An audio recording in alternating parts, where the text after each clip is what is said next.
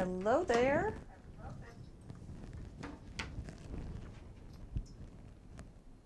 All righty.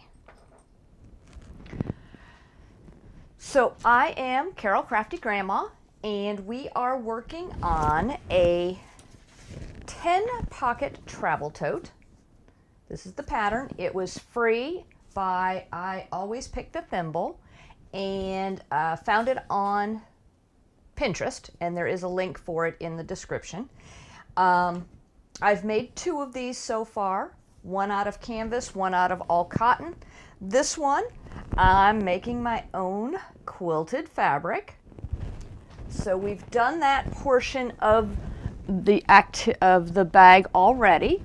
Part 1 and 2 were spent making the fabric that I'm going to use for the exterior of my bag.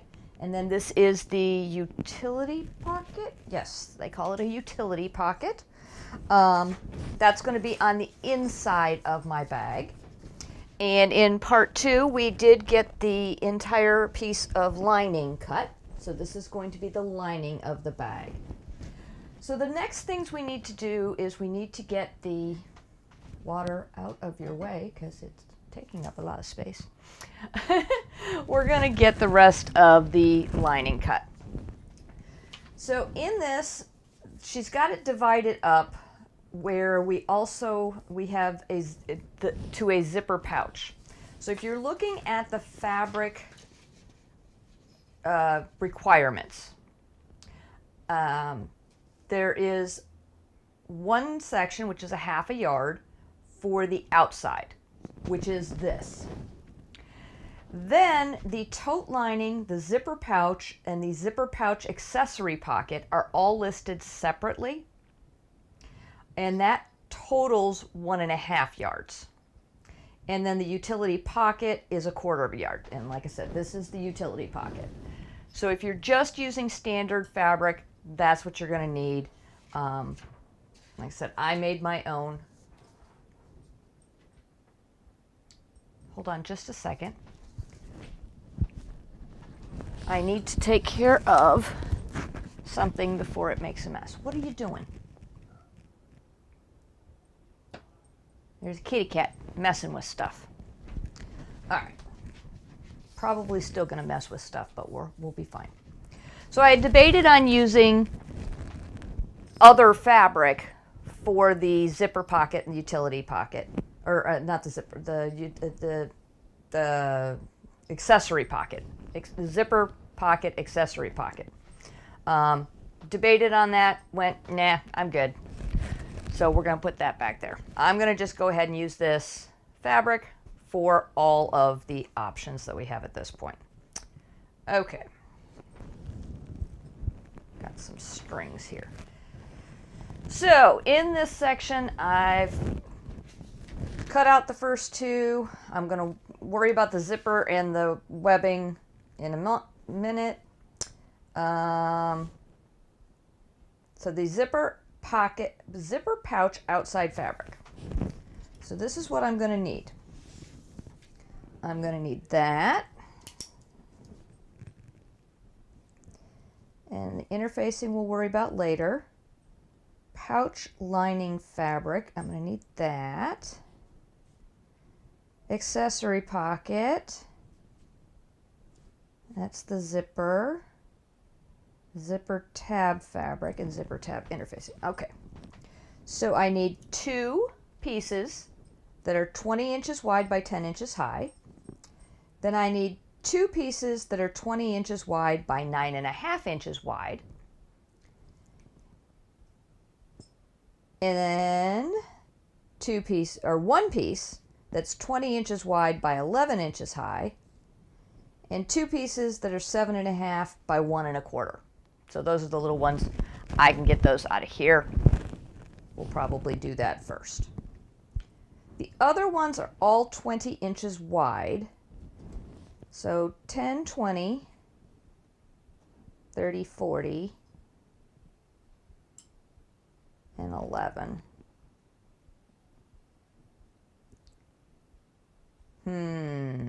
What's the best way to do this? I think I'm going to do some 11-inch wide ones. Let's hold on and do the math in just a moment. Let's get this piece cut first because it's quick and easy. All right.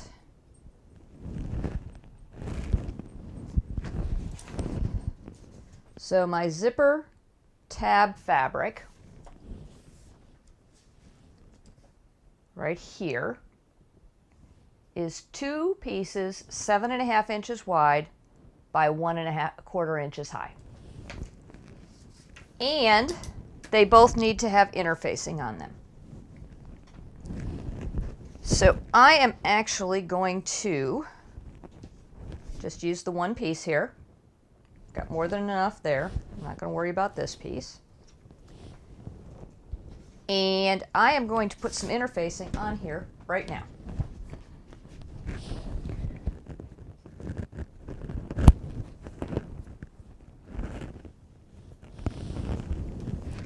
So anytime I use interfacing, I save some of it just in case I'm going to need it. And in this case, I am. All right, so it's going to be 1.25 inches wide.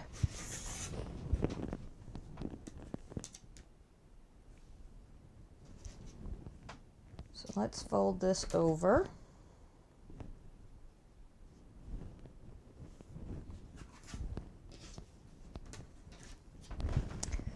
This camera is angled oddly.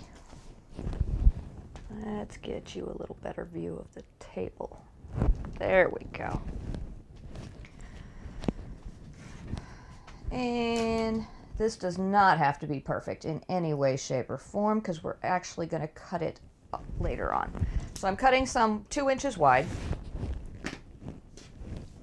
Throw the extra back in the extra bucket.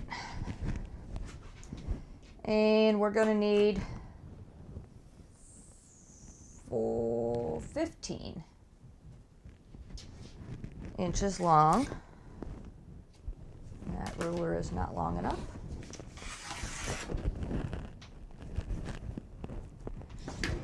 And so I am going to cut it to 17 inches just to give myself some extra space.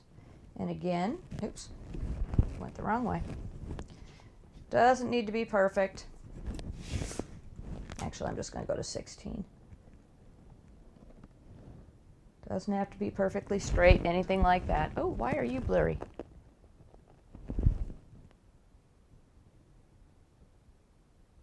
That's better. All right, a little bit extra here. You never know when you might need that for something else.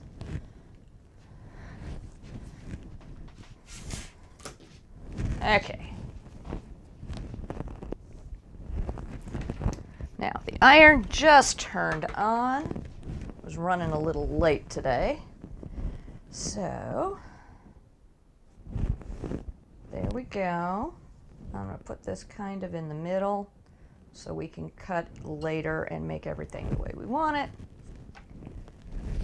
And we press. And I drink water.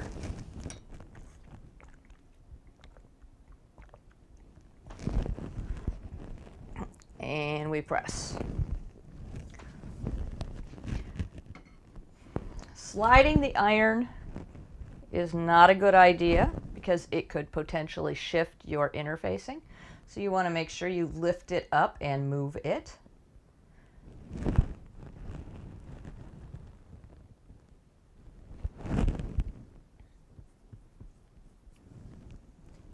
And you don't want it to, you don't want to do it right away, you know, a little bit here.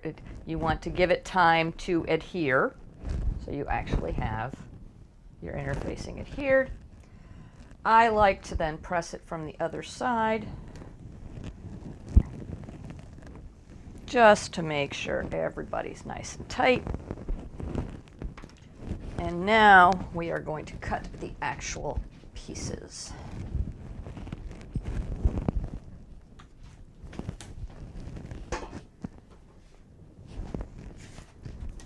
All right.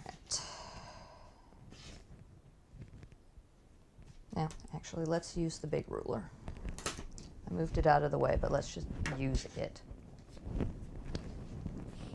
Alrighty, we want to make sure that we get the interfacing, so we're just going to cut one side. Doesn't matter whether we're square at this point or anything. We haven't squared anybody up yet. So that's that. Now we want it to be 1 1/4 inches wide.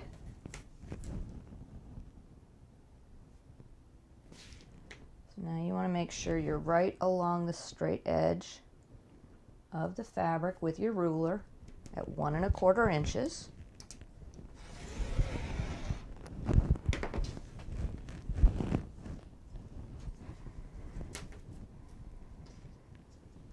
And now we are going to switch back to the little ruler because it's always better to use the smallest ruler possible. And we're going to line it up so that our edge of our fabric is straight. Now we've got, so this is nice and square.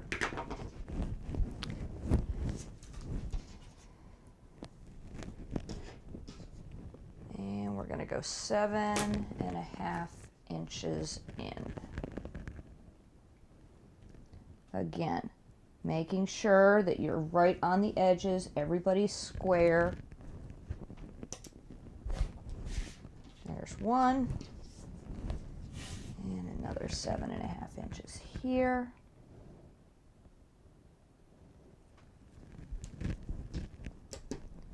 And there's 2.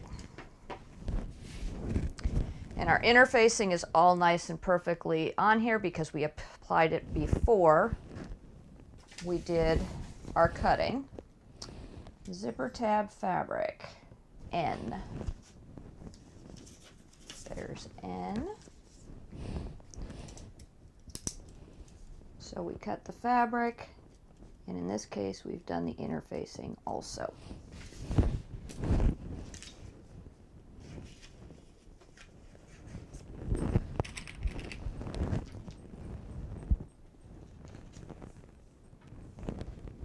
All right. Oh, lost my tablet. Come on.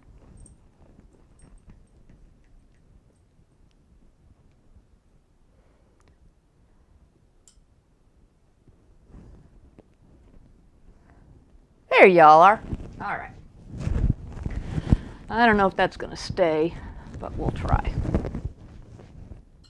Talia, you need to stop messing with it. Okay, so now we need to go on to the next piece that we need. I'm not certain. It just dawned on me that camera seems a little out of whack for what it usually is, but hey. Okay. Let's see. So now we have to do some math and figure out what the easiest way is to cut.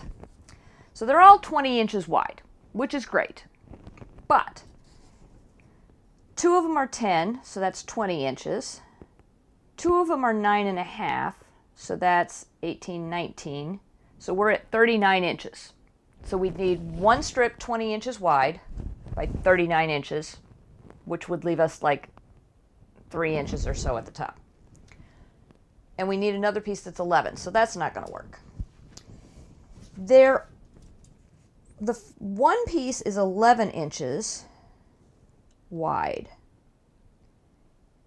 and 120.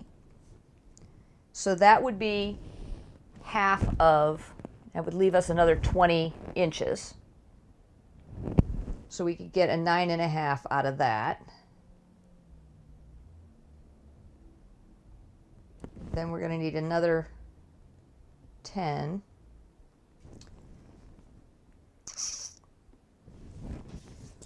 I think we're going to just cut 2 pieces 20 inches wide.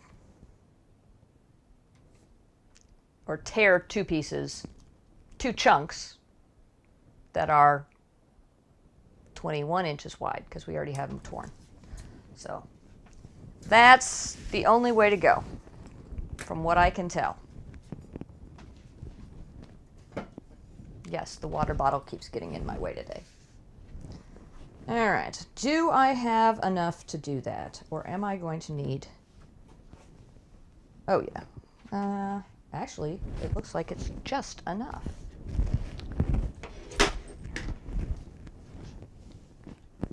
Nope, it's not.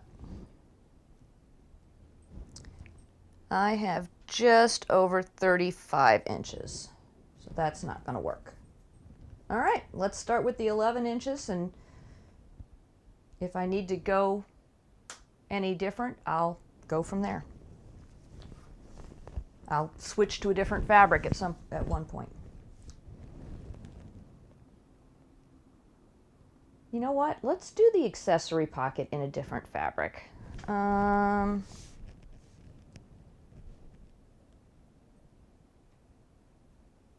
let's do the first ones first, and then I'll decide from there. All right. So 10 inches. Let's do 10 inches from here. Sorry, that's the torn side.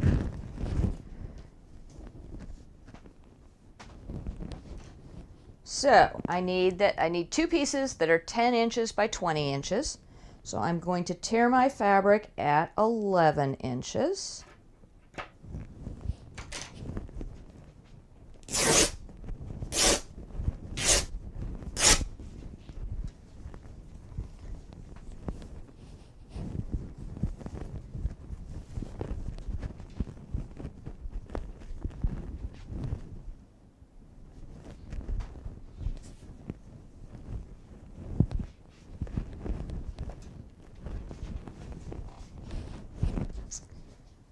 Make sure everybody's straight. And you're probably wondering, why didn't I just cut it off of that? Because I know I'm going to end up using it. When it comes to making sure everything's square and the grains are all going the same direction, you want to use the smallest piece as possible. So I want to make sure that the grains are straight on the folds and all of that good stuff. Otherwise, the bag is going to lay, the lining isn't going to lay right. If you've ever had a shirt where you're constantly pulling at it because it's turned, that means they didn't make the shirt with the grain of fabric correctly. And in a bag, you can have that same problem where you can never get the lining to sit right. You're constantly, every time you go in there, you're like, why is that over there? And so you want to make sure your grain of fabric is correct. Even though it's not a garment, it's a bag. You just want to make sure that everybody lays the same way. All right, there we go. So now I'm going to trim off one side.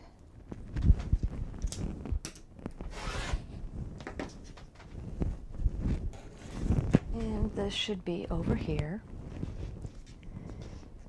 And then now, this time, I am going to make it 10 inches this way. So 1, 2, 3, 4, 5, 6, 7, 8, 9, 10. And now I'm going to line up my ruler.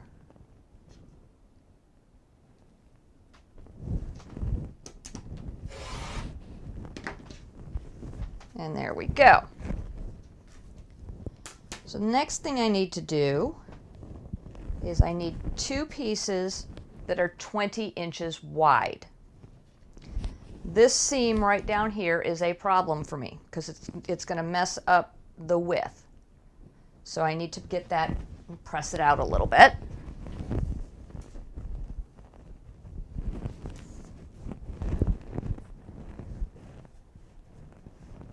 That way we don't have a problem with it being straight. And this is just plain filtered water. There's nothing else in there. And that tends to work just fine to smooth out any wrinkles, or in this case, folds, that you might have on your fabric. Now, it did shift that fabric is not straight anymore. There we go. That's what I get for pushing. I know better. And still I did it. All right, water.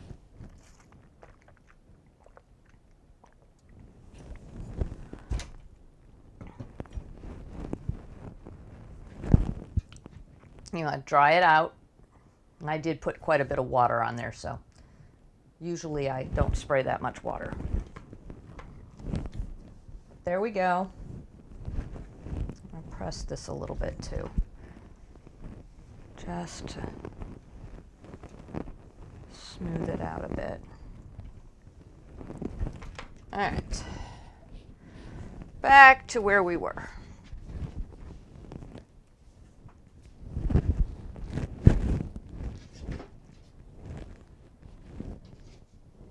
So I need 2 pieces that are 20 inches wide. I'm lining myself up on the yellow line on my pad. I've actually found myself using this thing more frequently lately. Typically, I did not use any of the measurements on this pad ever, but some of this wide stuff, it's been convenient. All right, so I'm all the way down here where you can't see me. I thought I got it set up so that you could see the whole thing. Maybe not. There we go. That's a little bit better.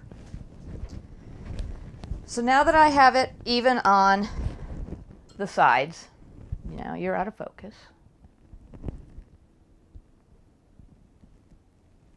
Come on, focus in on something. Pick something.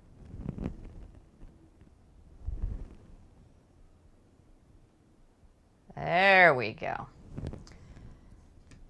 So we've got it on one line and on the other line.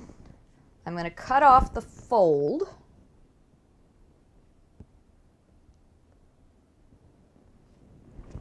One, 2, 3, 4, 5, 6, 7, 8, 9, 10, 11, 12, 13, 14, 15, 16, 17, 18.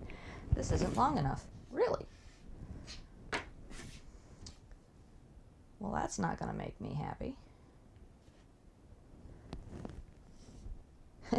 No, it's not long enough. Amazing. All right, well, let's see if we can force it to work. Get it as close as we can, because we are going to have seams, so go with that. Okay. So here's 20 inches.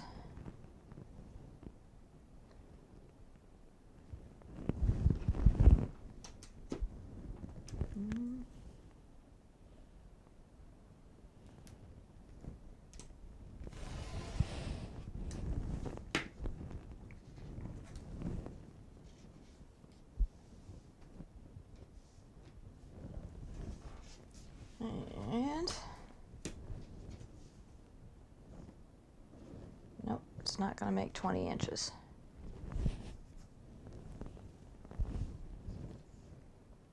All right. I have not had a cotton fabric that was not at least 42 inches in ever that I can think of, now that I'm saying that out loud. All right. Well, we're going to use this for the zipper, or definitely use this for the zipper. So let's trim this.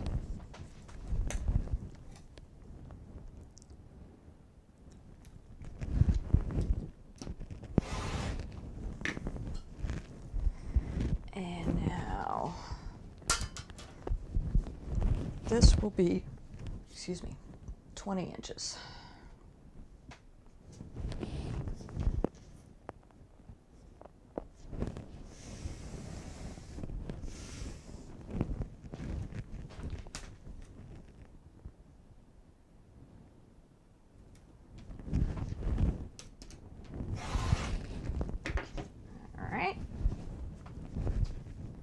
Now I need a piece, another piece that's 10 inches, and I need a letter for this, J.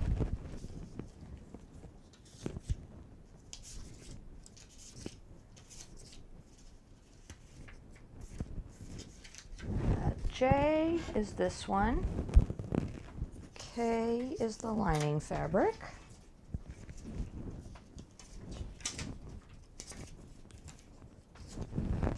which is the 9.5 inch pieces, and L.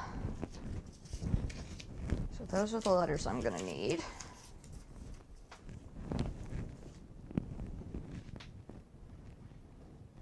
That's J. Okay, so 10 inches.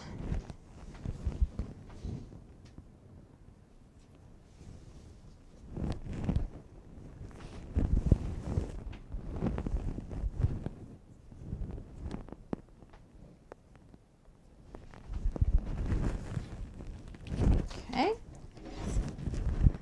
So this is my salvage end up here that you can't see. And I'm going to make one piece that's 10 inches to match up with the one I just did.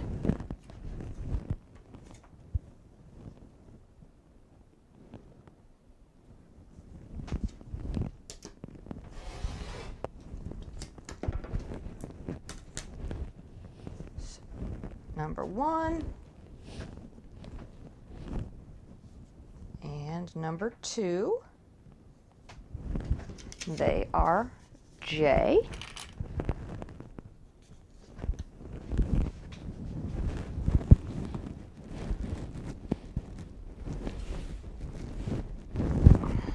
Now I need 2 pieces that are 9.5 inches.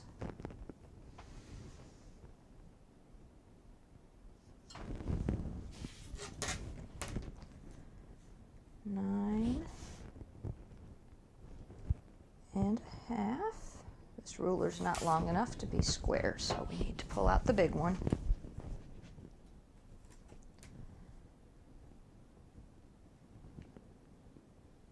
Because the 1/2 inch marks are on the top and the bottom, they're not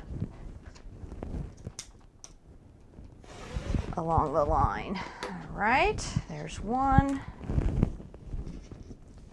I need 2. Fabric is got a fold right there. So now we need to, if we don't move it to get that out of the way, we're not going to get the right length.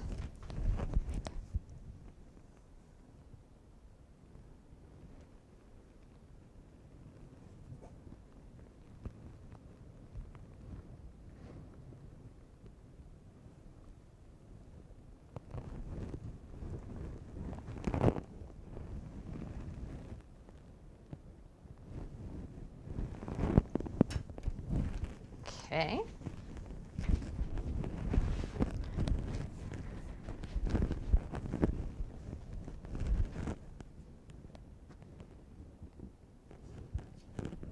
There we go.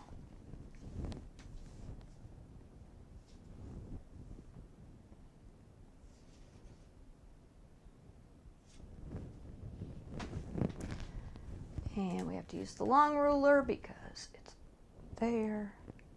9.5. There we are.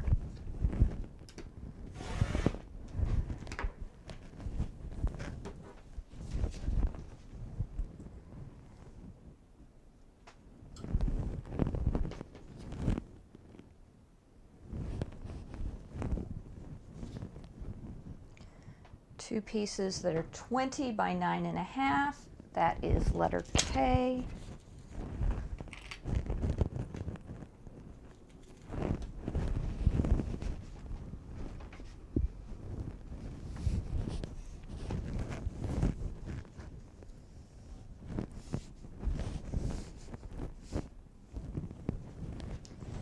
And do we have 11 inches left?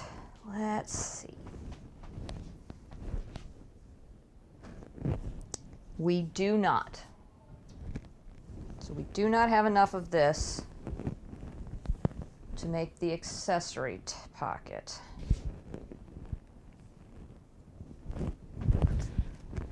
All right. So outside fabric J, or yeah, zipper outside, zipper pouch lining.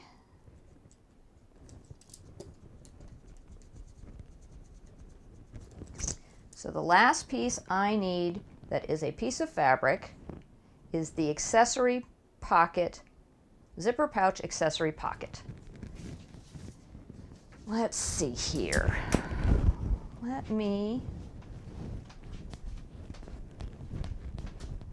What fabric do I have that might go with that?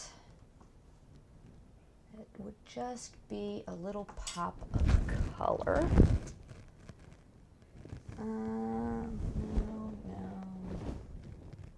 No.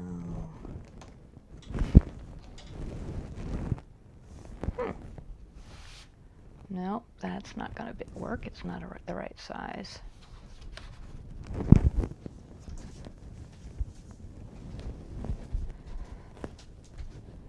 So this is going to be, oh, sorry. There we go. This is going to be the lining of the zipper pocket on the inside. This is going to be the outside of the zipper. So it's inside the bag, but outside the zippered pocket. Yeah, no, I don't like that. I thought that might work. I was wrong. Let's see.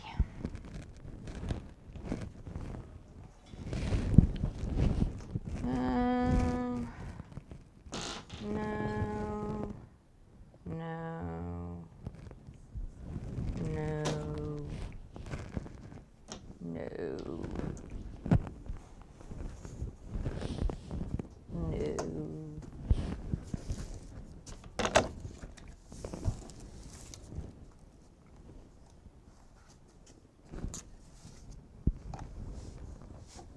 Ooh, I wonder.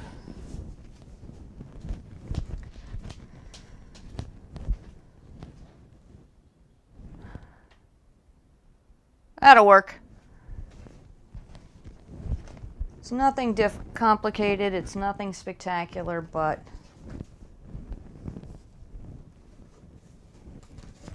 it won't look bad. I need to pull all that stuff down. All right.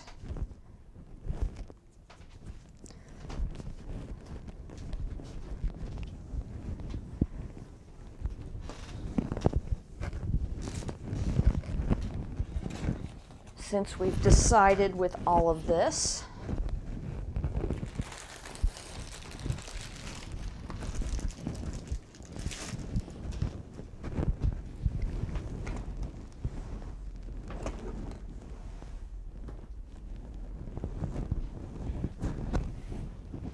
oops.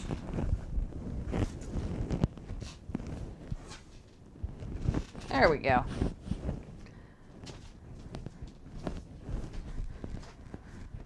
There, I feel a little freer now. Everything's open. Okay, so now we need this one piece that is 20 inches wide by 11 inches high.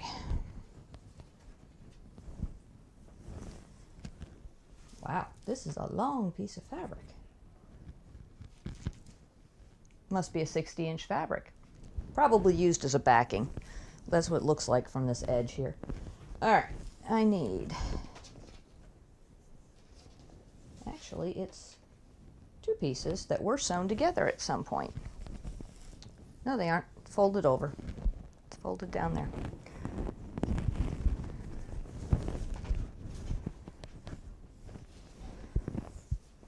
Are you, forgot, are you 11 inches wide?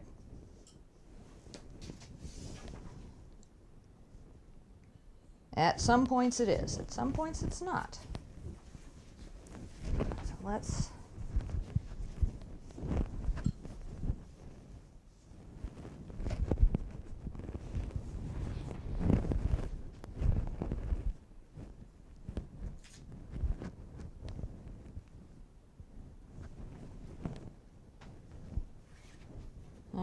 let's see here.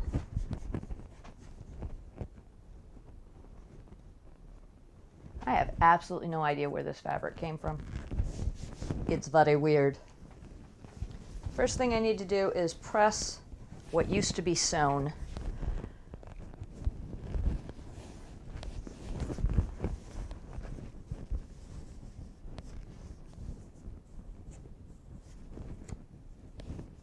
Maybe it was the backing of a quilt. It's got a lot of fuzz, like a batting.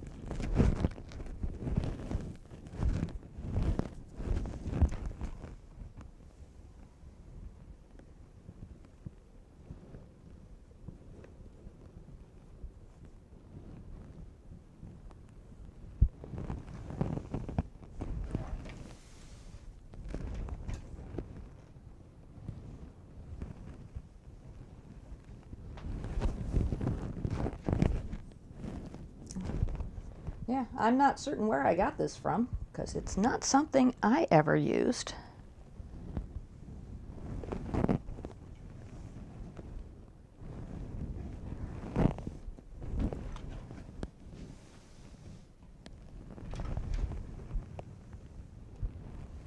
All right, that should be more than enough. Whoa! Almost knocked over my scissors.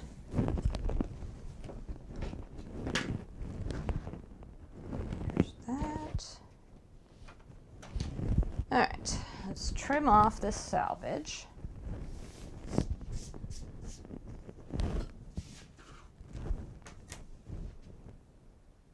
And again, we don't need to square really anything because it hasn't been squared yet. And now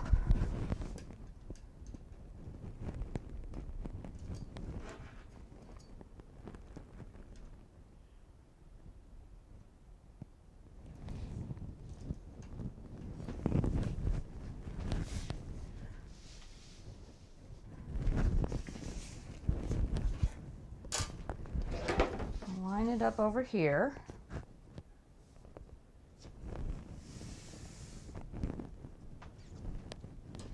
And cut at 20.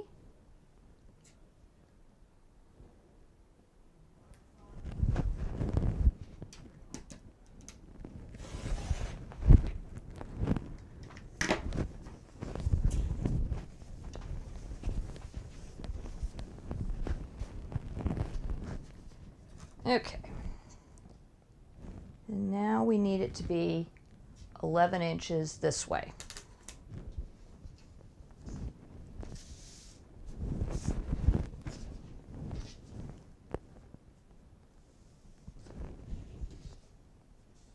If I line that right up, yeah, we're good. Okay, long ruler. Actually, no.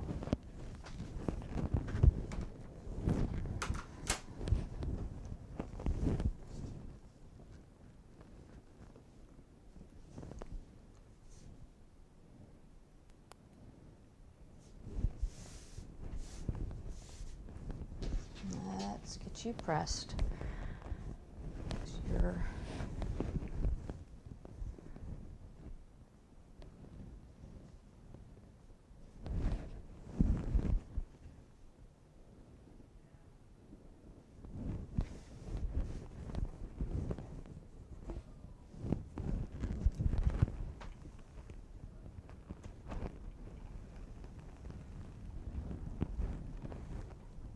It's actually a good thing that I decided to cut it sideways, because that way I knew that it wasn't straight. It's having some grain issues.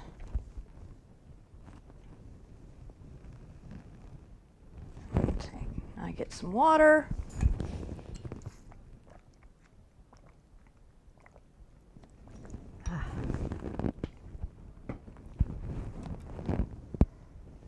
There we go.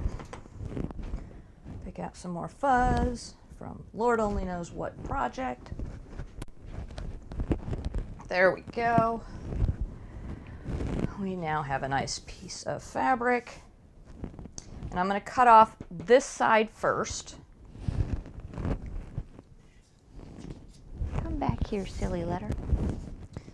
Because it's got a slight angle to it, so I want to make sure that it's cut square and I waste as little as possible.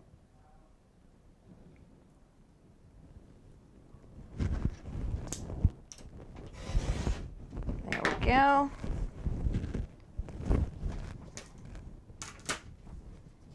And now cut it to 11 inches.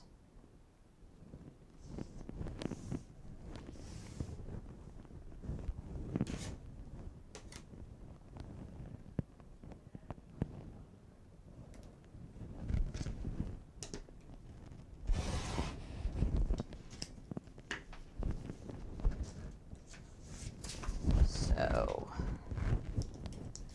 L, 20 inches wide by 11 inches high, and check.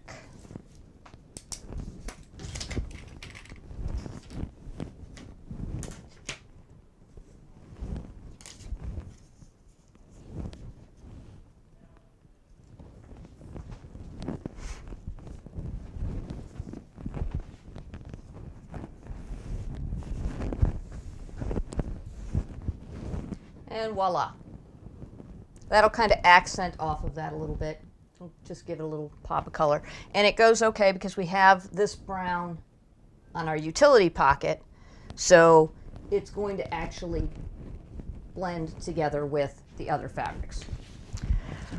Okay, so back to my list. Back to my cutting list. Tote, outside, iron-on, interfacing. Should we do that? Should we not do that?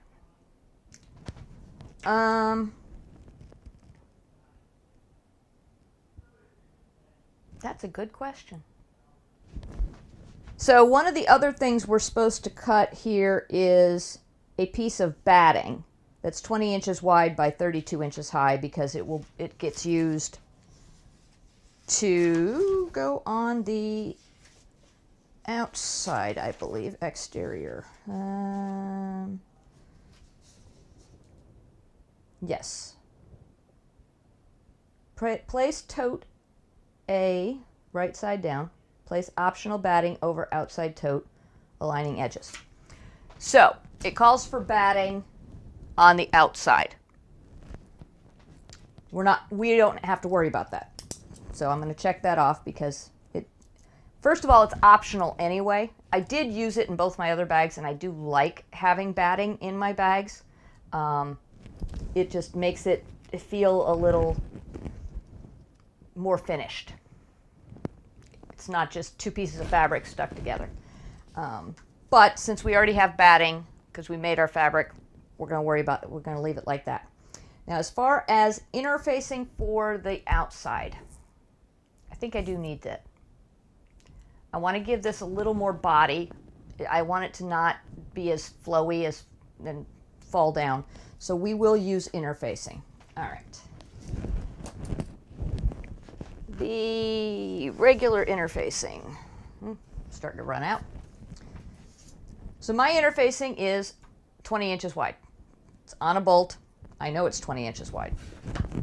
I obviously cut a little piece out of it for something. So we're going to need to solve that problem.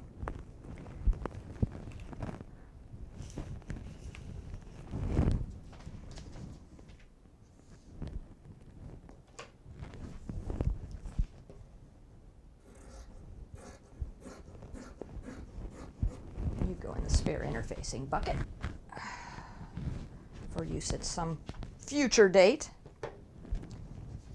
And we need it to be 16.5 inches twice.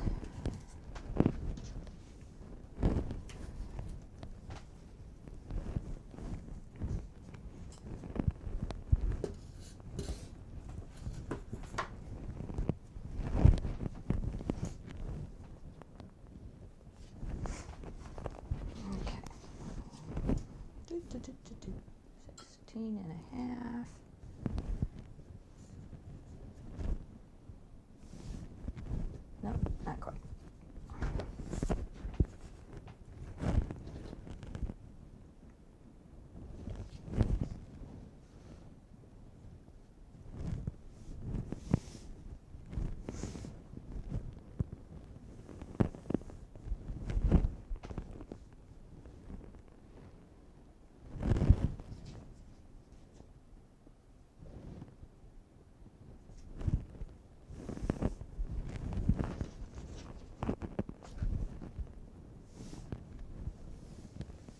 There we go.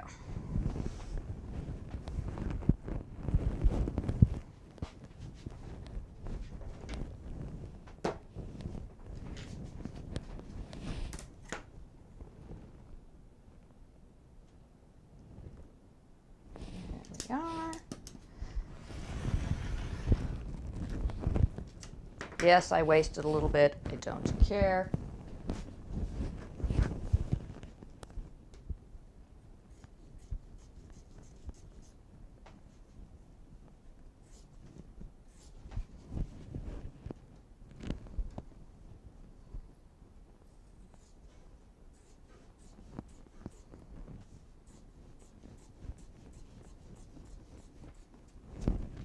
Alrighty. So 20 inches wide, 16.5 inches high.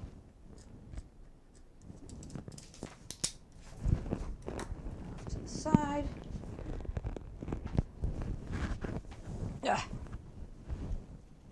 I suspected they were going to fall at some point in time. It wasn't feeling like it was hanging on very tightly. All right.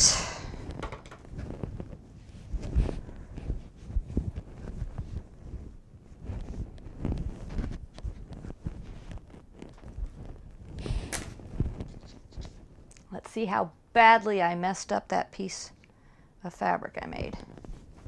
Because I know my interfacing's straight on. And it fell again. All right. You can just sit right here, and I'll get you later.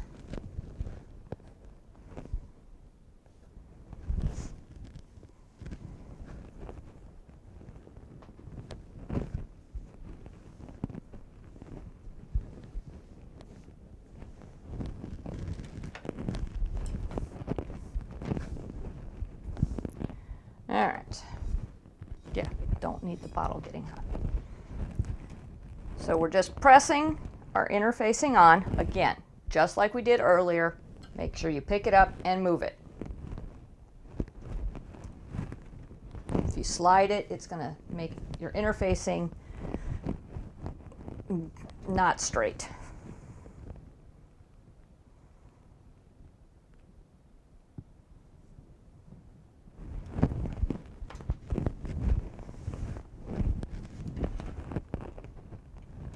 And after I do this, I'm going to see if this piece actually, if it makes a difference as compared to that piece. And if it doesn't, then we won't bother with the second piece, and we'll just use that interfacing on one of these.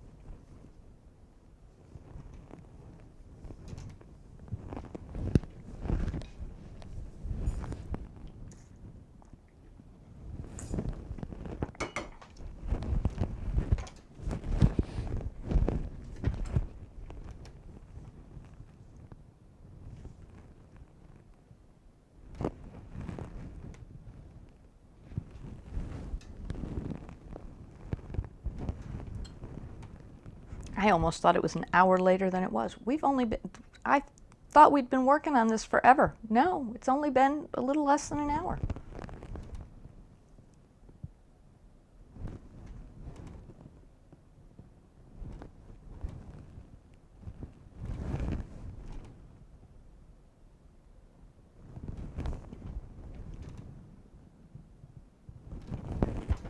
Okay, now let's see.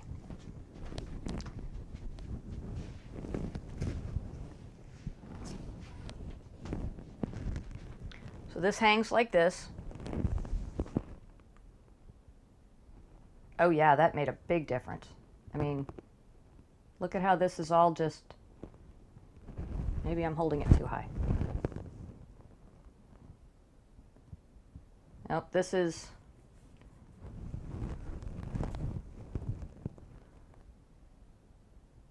there is definitely a big difference in the way this hangs. So we will put the other piece of interfacing on, and glad we tried it.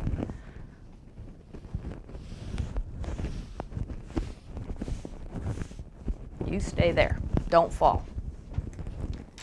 All right, take our piece label off.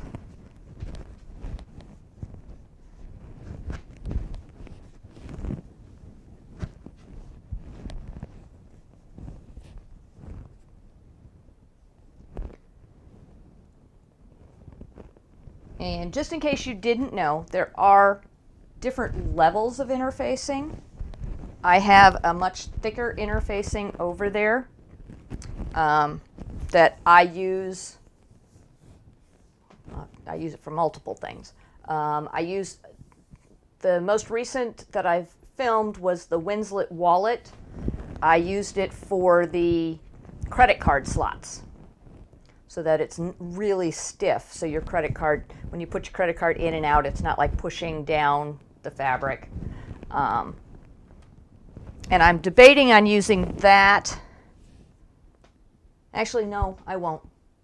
I did use it in, I think, one of the bags. And I didn't like the way it,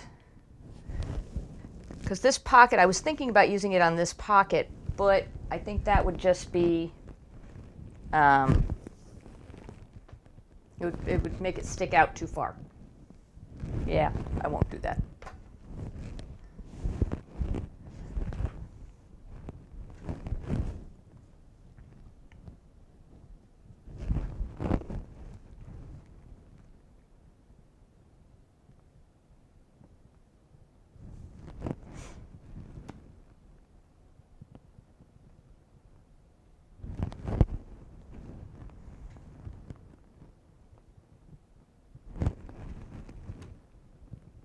Oh, and if this is the first part in the series playlist, whatever, that you're watching, I have made this bag before. There is a playlist called 10 Pocket Travel Tote, and I made this exact same bag.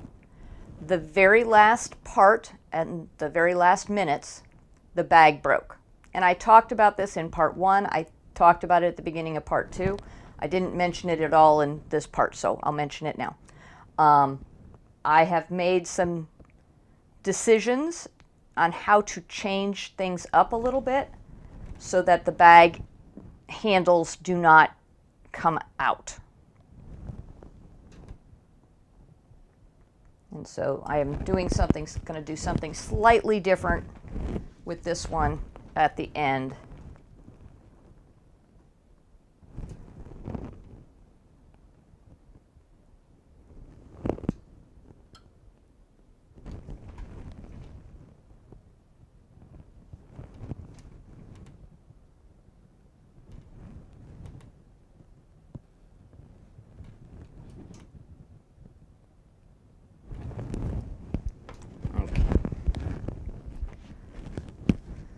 Let's put our piece label back on so I don't forget. It's kind of hard because these actually stand out, but when I did the 10 Pocket Travel Tote before, I got pieces mixed up and I had to do some tearing, so we don't want to have to do that again. Okay. Next thing I need is the tote zipper, which I still haven't decided if I'm doing, and it doesn't matter till the end. Cotton belting handles. Okay. So, cotton belting.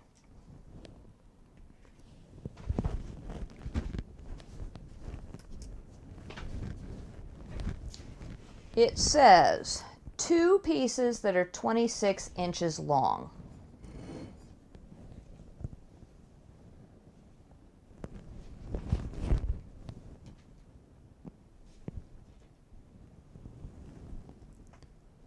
Okay. Woo. 26? Yes.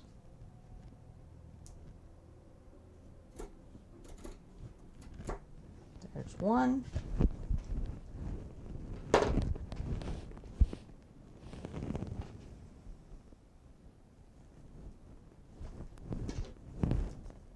And there is 2.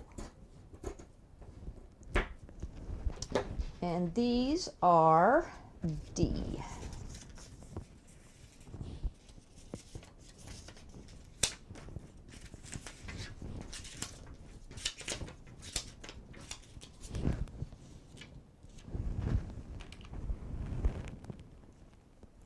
Okay.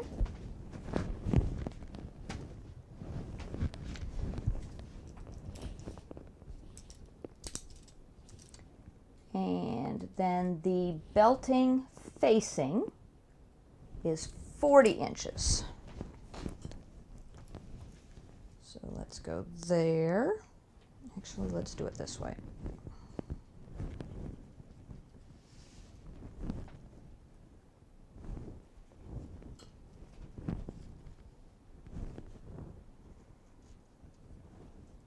Is that it?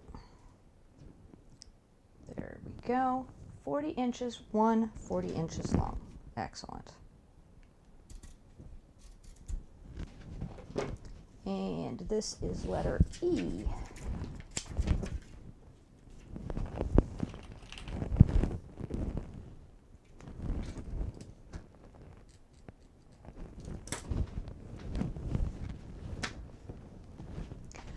All right, let's go down here. We need interfacing again.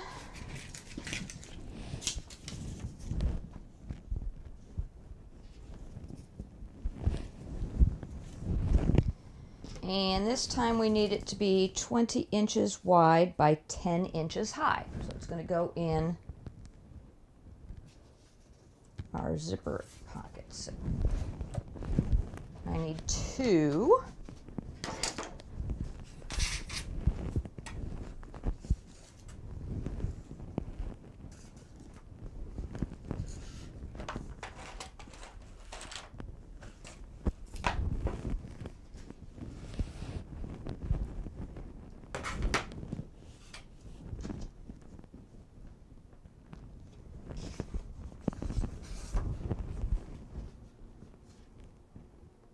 That's 12. That's way too long.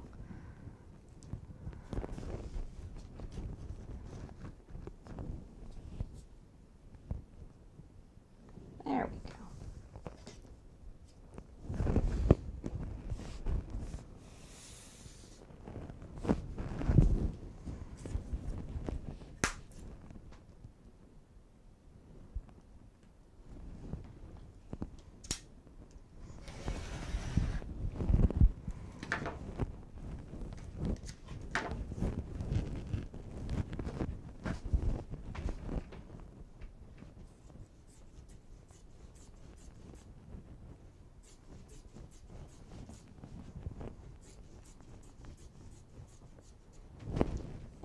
This goes with J. Oh, that's K. There's J.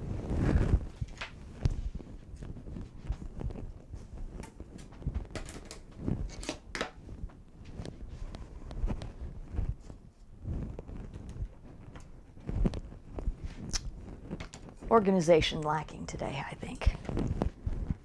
Okay, there we go.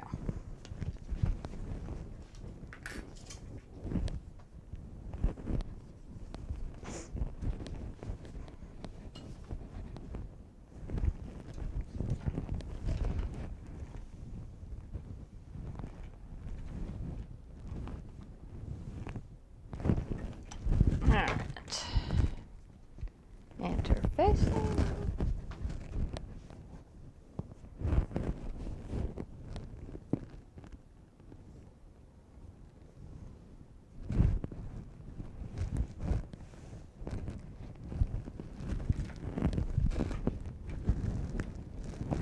Now, I watched a show where they did the interfacing on the fabric first, and then cut it all out. So like I did with the zipper tabs, I can see how that would be nice.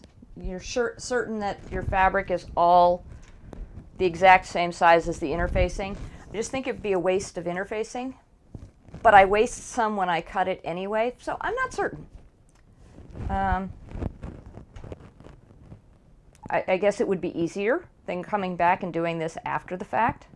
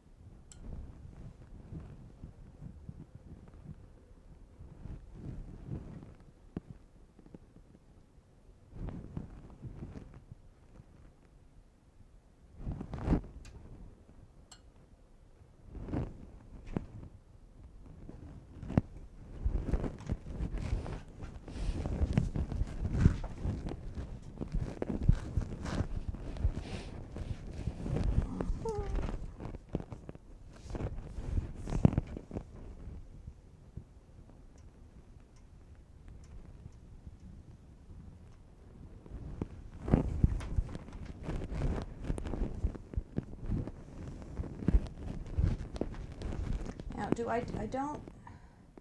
No.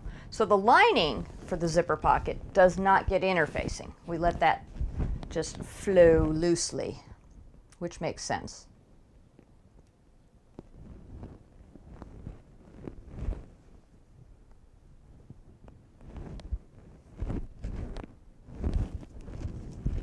And I think where I used the really thick interfacing on my last bag was actually the accessory pocket. That piece there.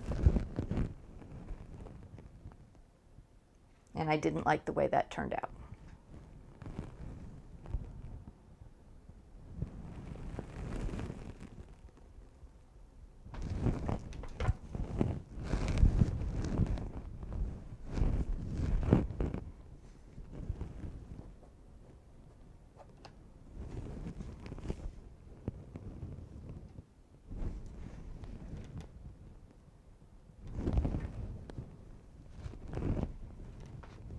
And I'm not being as dramatic with lifting and moving, just so you know, but I am still doing it. I'm not sliding.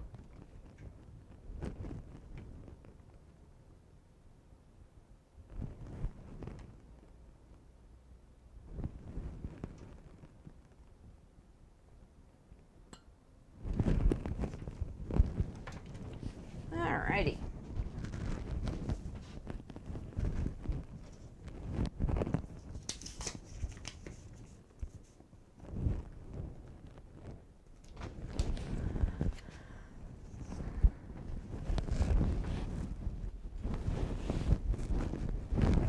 And the whole bag lining does not get any interfacing either. All right, next thing on here is the accessory pocket interfacing. So I just need one piece that's 11 inches.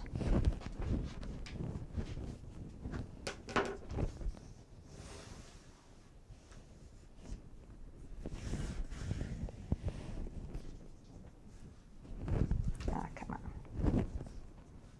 Don't need to unfold you. I just need you to sit on the edge.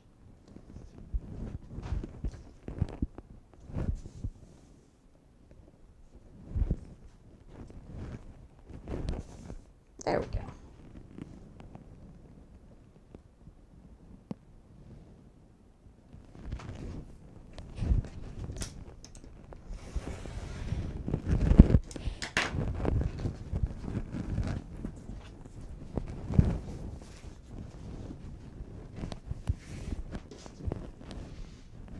And this piece.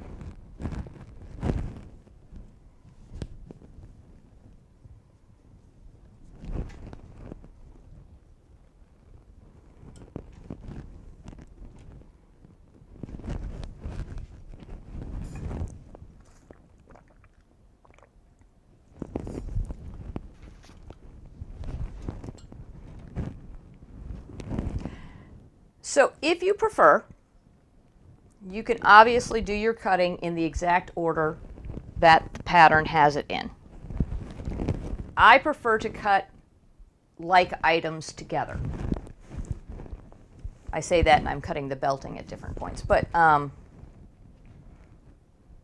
typically prefer to cut all my fabric, all my interfacing, any belting, any zippers, anything like that, all together.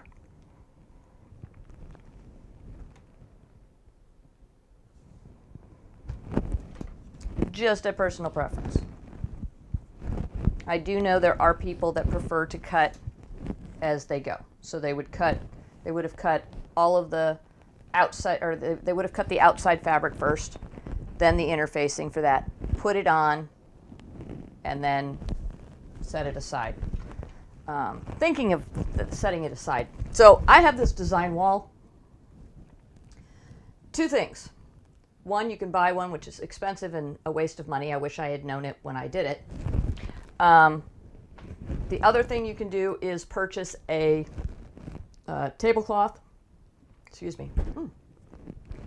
Purchase a tablecloth from a dollar store that has the fleece kind of fuzzy material on the back of it and hang that on your wall. If you don't have room for that, there are portable versions of it, which you can purchase. Or if you have someone who's handy, or you are handy, you can take PVC pipe and create a frame with a stand kind of thing in the back. My mother has one that they purchased. But you can make one and then put white fleece, felt, something like that on it. And then you can put it up when you need it, take it down, put it in a corner when you don't, or just set things on the table. I like to have things visually on the wall.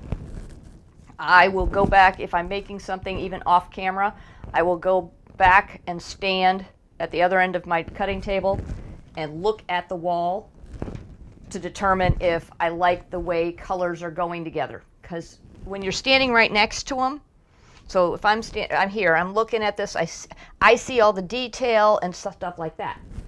If I go back there, where you folks can see it on the camera, it looks different than it does up close. So I like to have things on the wall so that I can step back and see them from a distance. But you don't have to have that. If you don't have one, it's no big deal. You can still make stuff.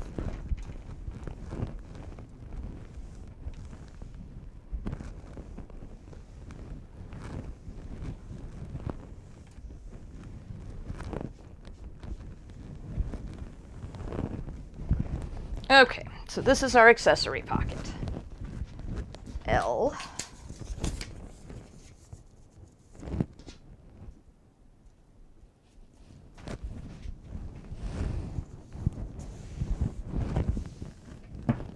Okay. I need the zipper pouch. So inside the bag, going between those two pieces of fabric,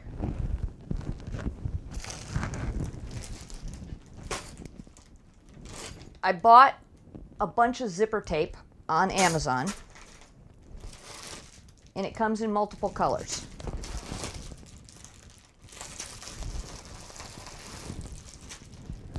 So let's see here.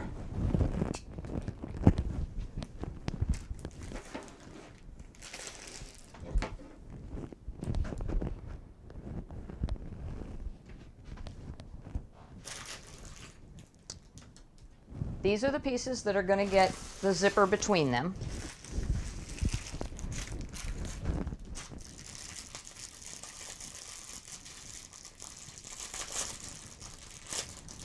I immediately pulled out the tan.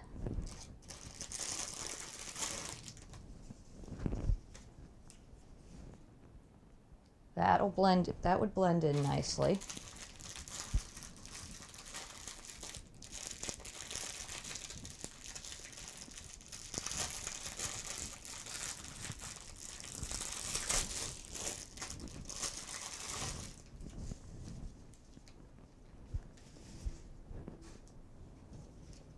Let's get our letter out of the way so we can look at the colors.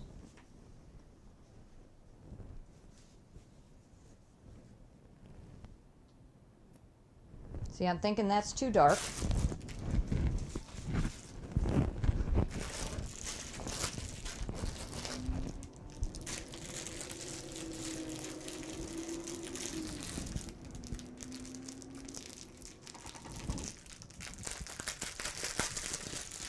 Sorry, loud garbage truck.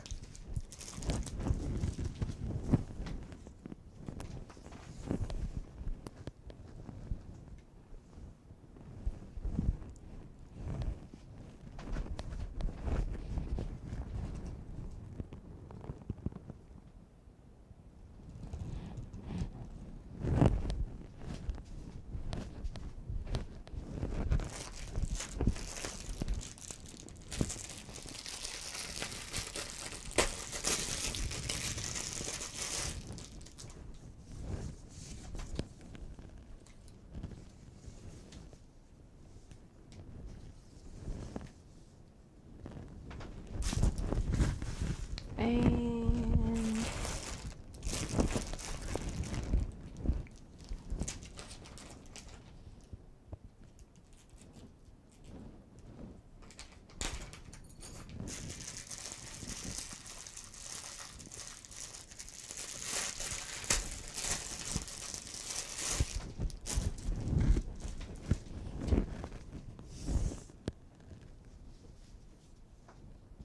all right, I've decided right away, no on this one.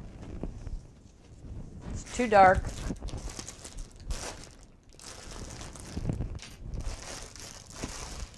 I don't like it.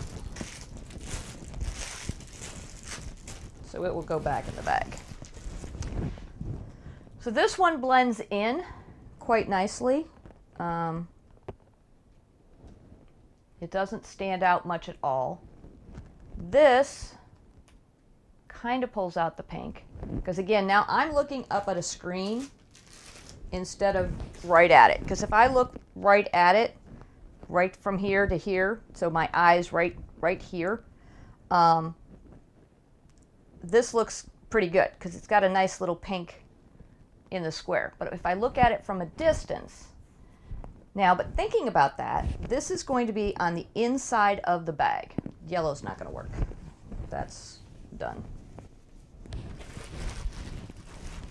All right. I kind of like the green. And the pink is a cute pop.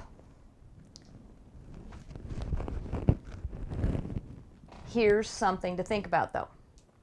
Remember, now, so this is going to be at the top. And every time you open the bag, you're going to see the zipper. And it's going to go with the background or the lining fabric. But you will also have this on the opposite side of it. So the zipper pocket's on one side of the bag. The utility pocket, this pocket, is going to be on the other side of the bag. And I don't want anything to clash inside. This color is not anywhere in. I mean, it kind of is a little bit, but this is lighter. That's a darker pink, more purplish, so no. So the pink's not going to work. I had to think my way through that. So now the green or the tan. I really like the look of the green.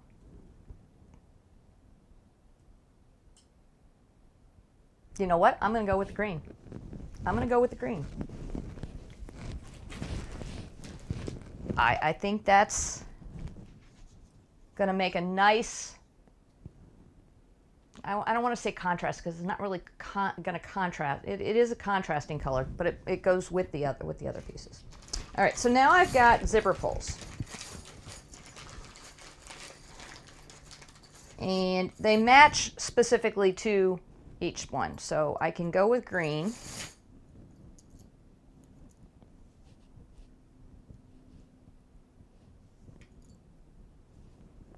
Come on. Maybe I can't go with green. There's one. There's another one. There we go. can pull out the pink. So again, we're going to that. And this is a darker pink. It almost goes with that.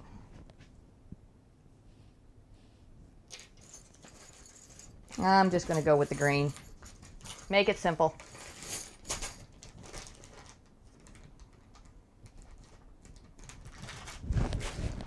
All right, more zippers for another day. Let's put our pieces back on the wall so they don't get messed up. Or misplaced, or whatever else I might do with them.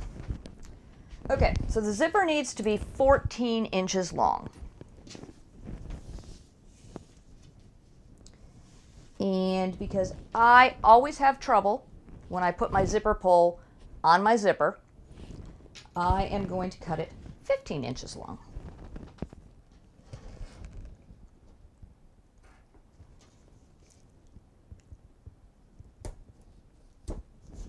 And that will allow for me to make some potential mistakes or shiftings when I put the zipper pull on. All right, and this is M.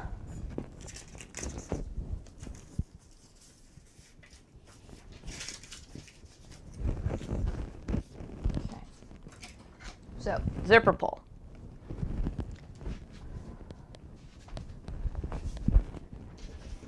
This is a fork. At one point in time when I was a child, I got sets of flatware delivered to my house once a month, and I paid for them so that when I was older, I would have silverware or flatware to use in my house. And this is the only one left from all of that. I got rid of them at some point in time. Somehow this fork survived. So we turn the fork upside down, and it has now become my zipper application tool. You slide the zipper pull on. You can see it's not in where the zipper is going to go. It's around the front of the actual pull. All right. Now we take the zipper and we turn it upside down because zipper pulls upside down. Pull out the teeth.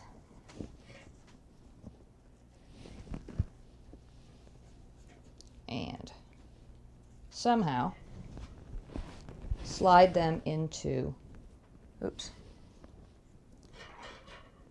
the zipper. There are actual tools you can purchase online that sit up. Some of them are actually just forks that are bent and put on a piece of wood. And I have asked my dear hubby to do that for me, but he hasn't gotten around to it yet.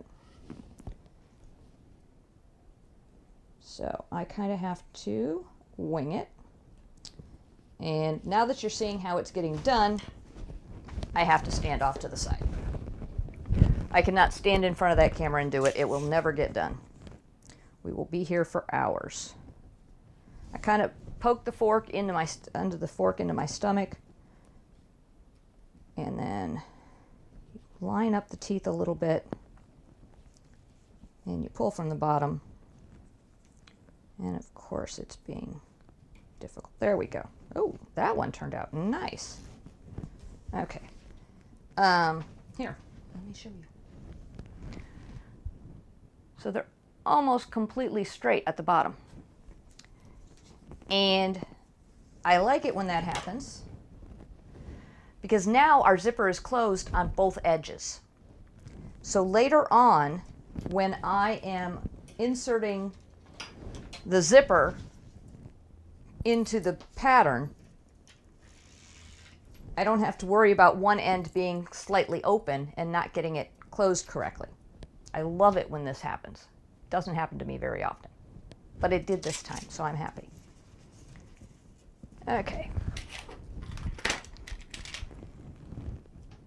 Zipper off to the side.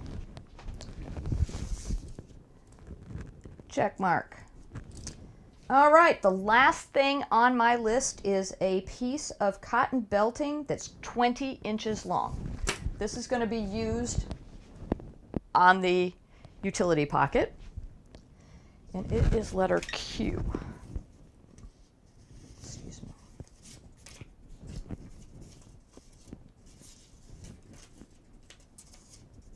There we go. If you're wondering why I have all these letters left, she put a letter on thread to match fabric. That would be G. Well, I'm not messing with that. Thread to match cotton belting.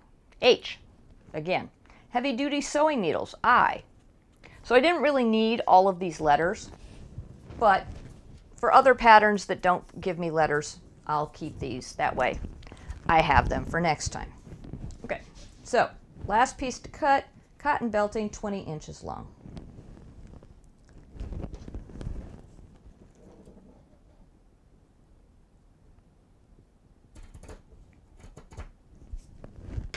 All right, you go over here with your friends that are in different colors for some other activity. And you get your letter and set off to the side. By the way, I do have a nice bright orange zipper in my stash if I decide I want to put a zipper on the top of this bag.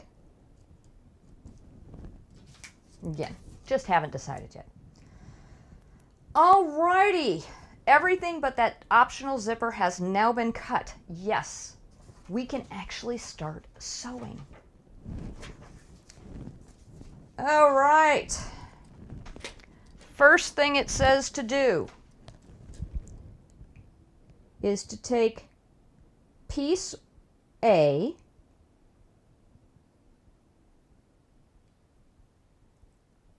place tote outside fabrics A with right sides together and with top and bottom edges aligned and facing. Pin across the bottom edge only. Let me get these out of the way. I don't think we're going to need them. Pin across the bottom edge only. Using a 1/2 inch seam allowance, sew across the bottom edge. All right. Well, that's easy enough. And then press the seams open. So we're taking A,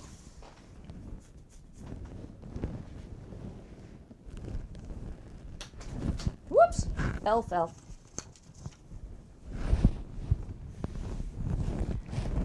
Both pieces of A, placing them right sides together,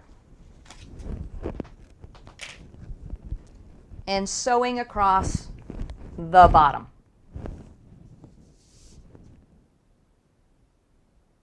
If using directional fabrics, repeat for tote lining. We are not. We have one big piece of lining back there, so we're good.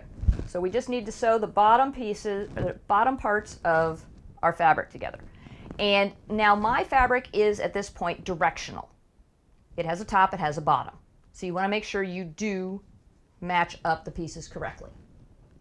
Okay, over to the sewing machine.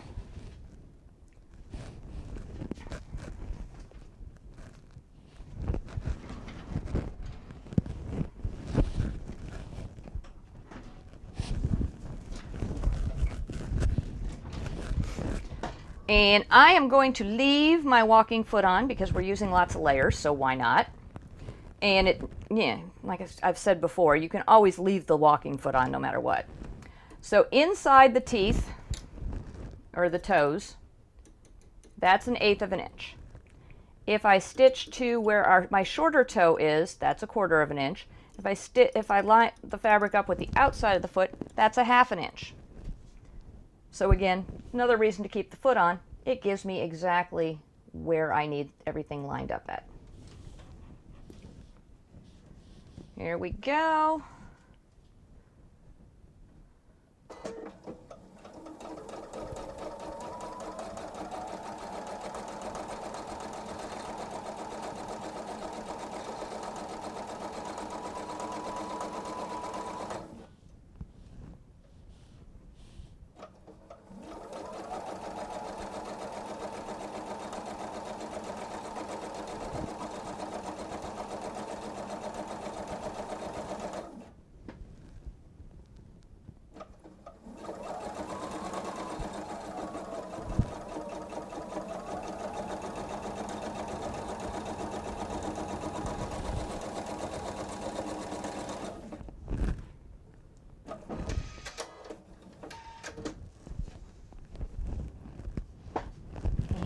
says to press the seams open. Now keep in mind that my fabric has batting on it already. And in the world of the pattern, the batting would not have been applied until later on in the process. So this is going to be a little more challenging.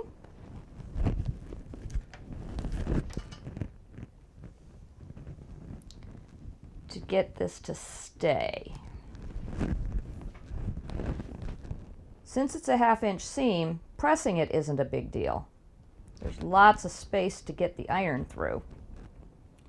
The catch is whether it will continue to sit correctly.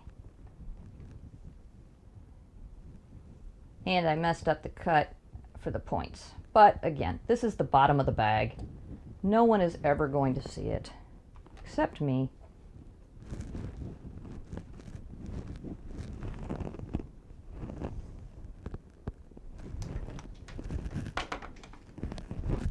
Let's see. Yeah, they didn't match up at all. That fabric is over there, this fabric is over here. They're way off.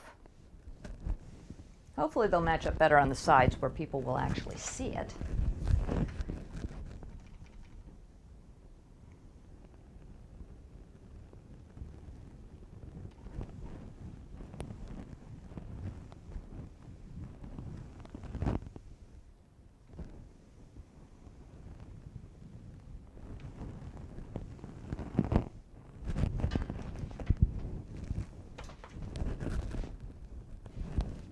Something I could do is get some of my vinyl that I have. I have some gray vinyl. I don't know if gray would look right with this. And put it just on the bottom, because vinyl doesn't fray, so you don't actually have to finish it. Anyway. So that's all I'm doing with that. Okay. It's probably not going to hang on the wall anymore.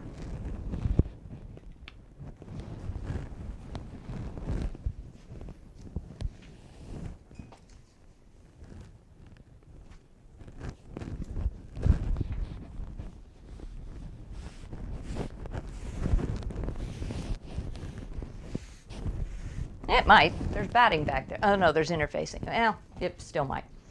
Okay, so now I need pieces P, Q,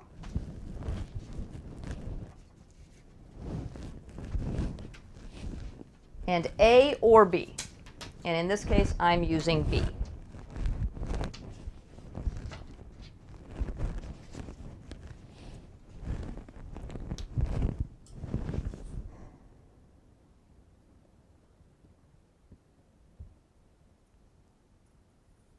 Okay, so let's get you angled correctly. There we go. Don't need my check piece anymore.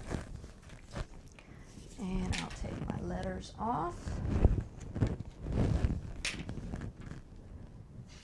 So it says, figure out which side is right side up. If you have a fabric, directional fabric, you need to make sure you do it right side up. In my case, I don't care. In the cotton belting, so we're facing both pieces together. It says to pin. I am going to baste.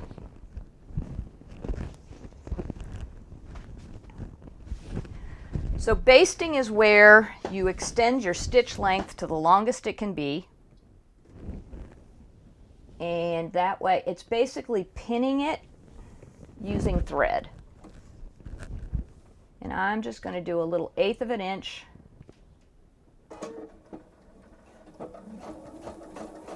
And what this is going to do is it's going to make sure that my belting and the top of the fabric stay together for the next step.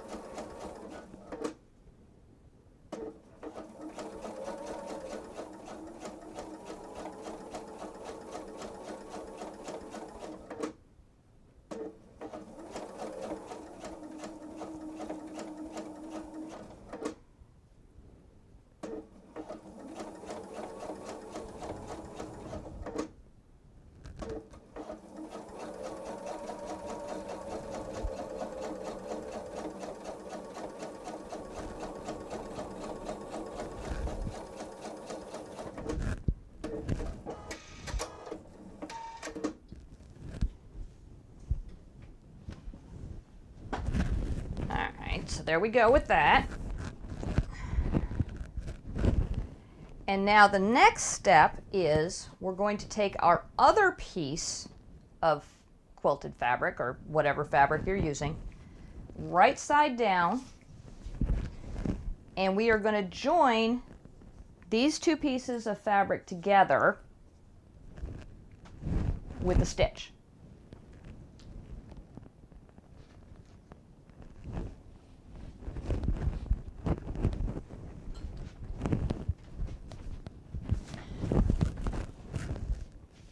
Ew, how much of this, what type of seam allowance am I looking at?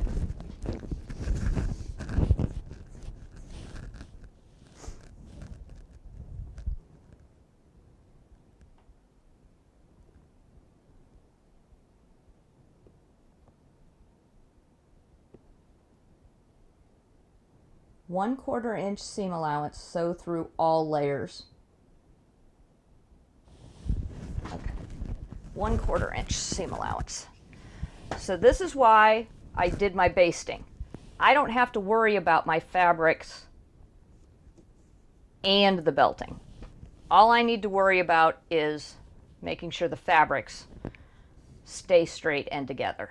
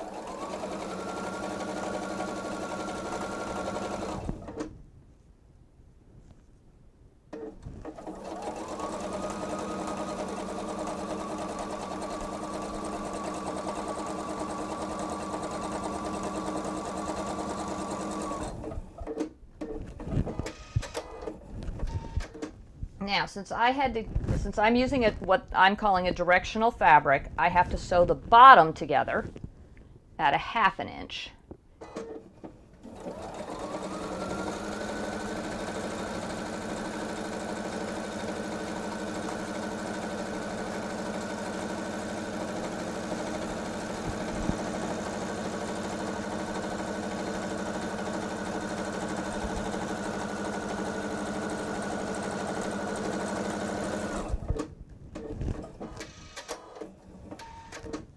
If I had been using non-directional fabric, that would have been wouldn't have been a seam, it would have been a fold on the bottom.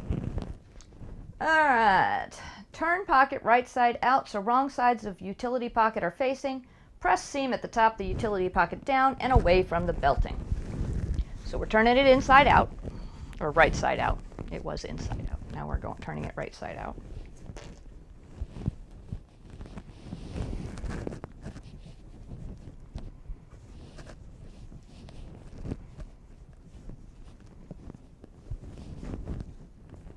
And we want the belting to stick up as far as possible. So we're going to press the seam so the fabric is away from the belting. So this is why you want to use cotton belting instead of a polyester, because polyester it has some plastics in it, so it could potentially melt a little bit while you're pressing.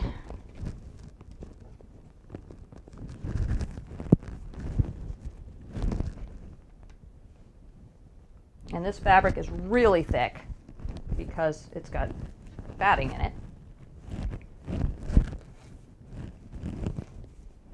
So it is being a little challenging. It's not too bad though.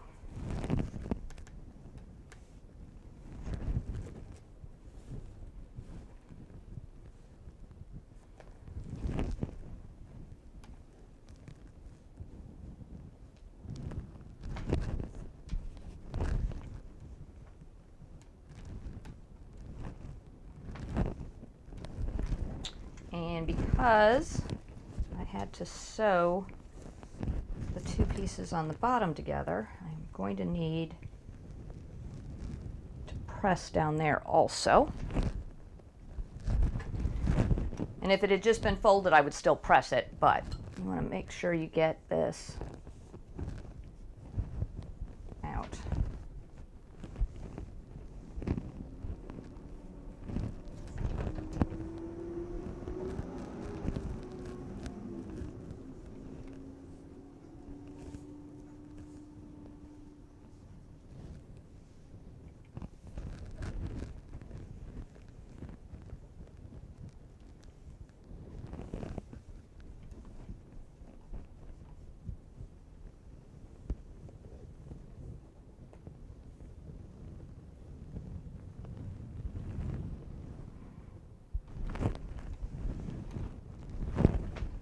Okay.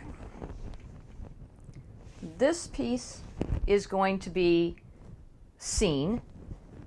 This side is going to be against the lining, so it will not be seen as much. This will be the main visual side of my pocket.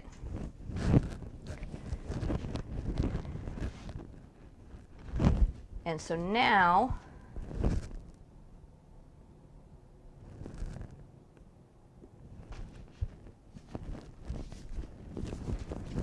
I need to do some top stitching. Top stitching is typically 1/8 of an inch away from the edge, and it is typically longer. So I've increased my stitch length to 3.5, and I'm using my 1/8 inch guide on my foot. And we're just going right along the edge of the fabric.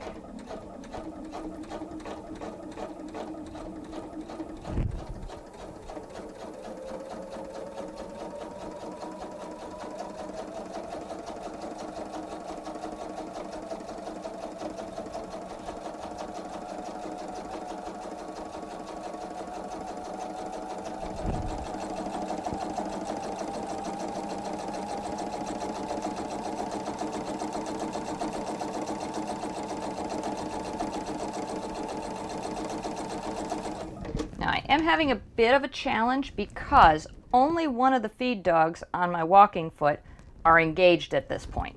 So all of this layer, which normally a walking foot takes care of, it's not actually meeting the fabric. So that's why it's going a little bit slower.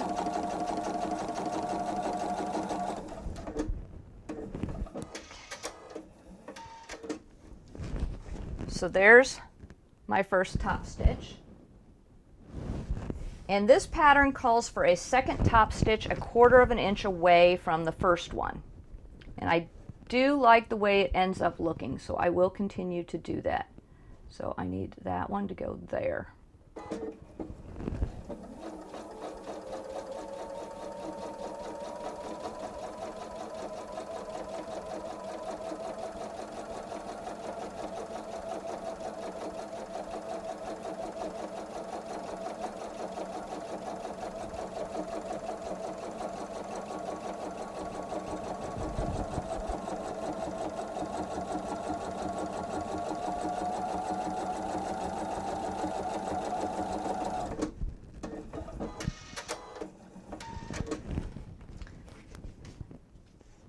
Alright, so because I wasn't thinking of the top stitch when I was trying to figure out how to style this, I'm going to show you something that looks a little weird. Okay, so here's my first top stitch. There's my top stitch 1/4 of an inch away. And there's the quilting. If I had thought about it, instead of spacing the top and the bottom fabrics evenly, I probably should have left all of this piece up top and not even bothered down there. But I didn't, and it doesn't look terrible.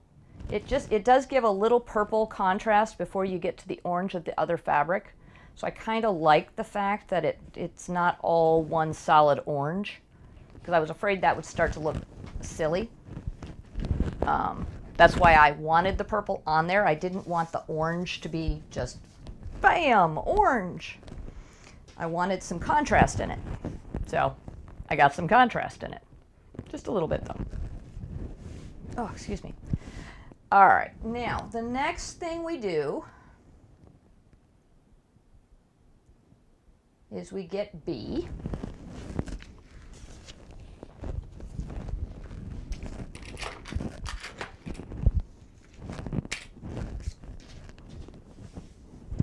And we measure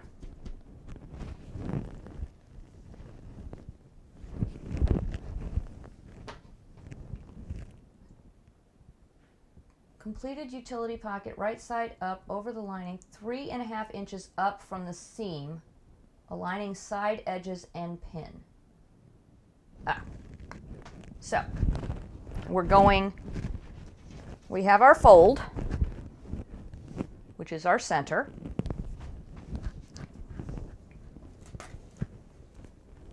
Or our, whatever you want to call it. We're going 3, where'd the fold go? Can't lose the fold, there it is. All right, you're gonna make me do it. So this is the way you mark the center of something. You just clip off a little corner.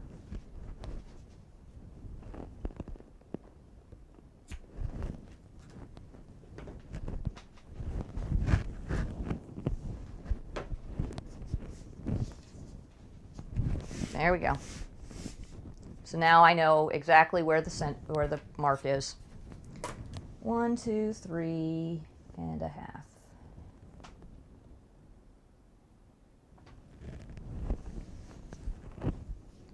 We take our pocket.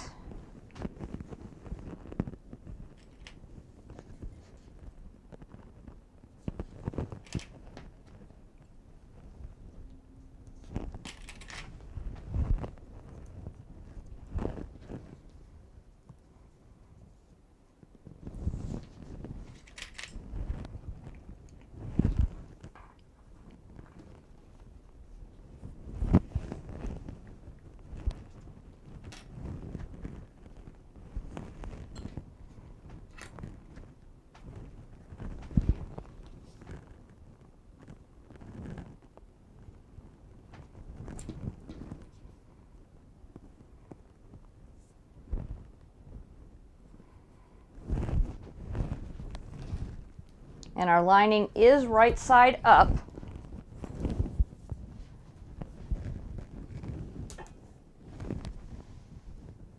And now the pocket is pinned on either side. And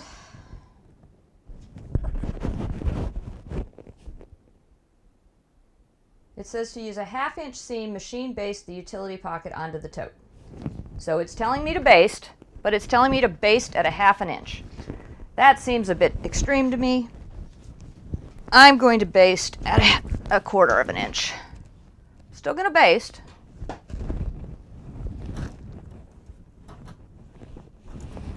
Doesn't it tell me to join the bottom at some point? Oh.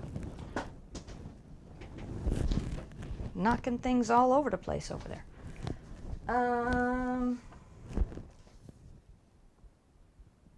It does tell me to top stitch after I do the basting. Okay.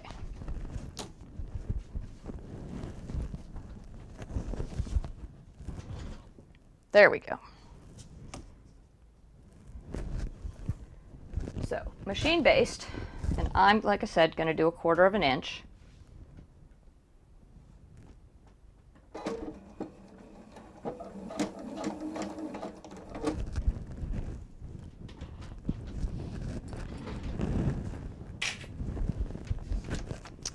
Well, you silly pocket door, you need to stop opening. Stay closed.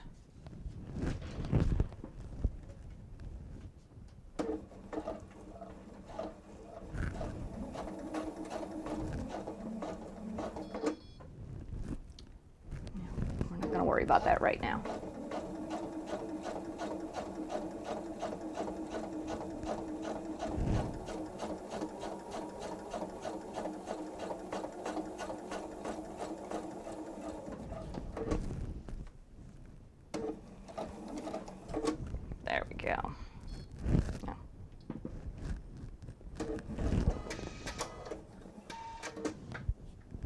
much is in there? There's enough to do the other side.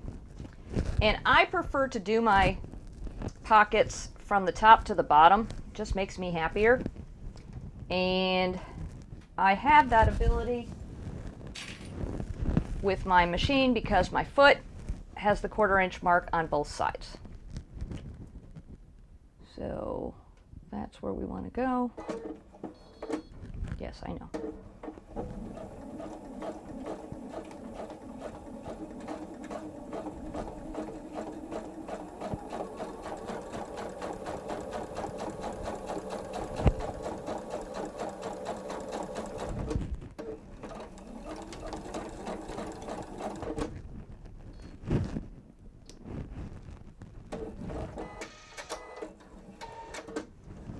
Okay.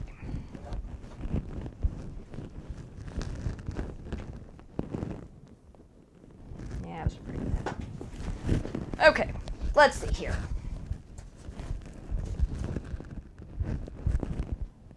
So my machine is telling me that it is out of bobbin thread, and since we are almost at time, we are going to call it a day. Before we do, I'm going to take my basting stitch out of the second side over here, because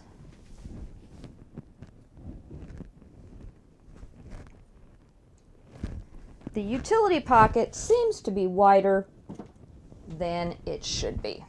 And I noticed that when I was putting it together, but I thought it would be no big problem, but it's causing an issue here because the baste did not work in most spots because the pocket is wider than the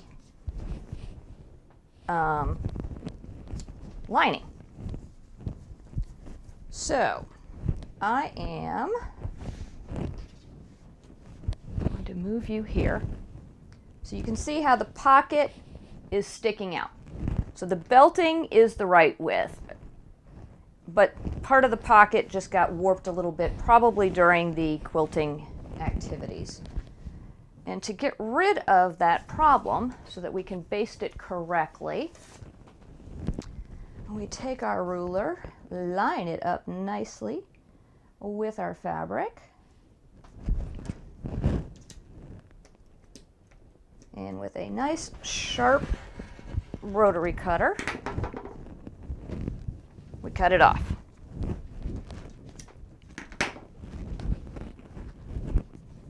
All right, so next time we will baste the other side.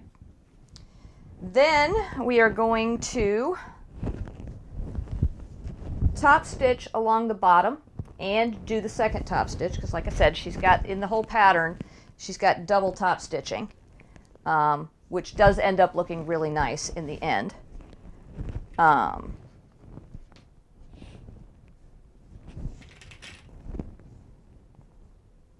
we go. All right. So this is pinned, this is ready to go, and next time we will continue on. We will get this basted, we will get this done, and we do a couple of seams in here just to give it some pockets, and then we move on to the zipper pouch. And the zipper pouch can get confusing. It confused me the first time I did it, but it's not too bad once you get going. And the zipper pocket is going to be on this side of the lining. So this is going to come folded up inside the bag, and we're going to have the utility pocket on the one side of the bag and the zipper pocket on the other side. So I am Carol Crafty Grandma. Don't forget to like, subscribe, follow, thumbs up, remind, whatever. I have a bunch of playlists out there, so if you need something else to do, feel free to just click it on and watch hours and hours of me sewing and making mistakes and fixing them, and sometimes just throwing stuff away. So you have a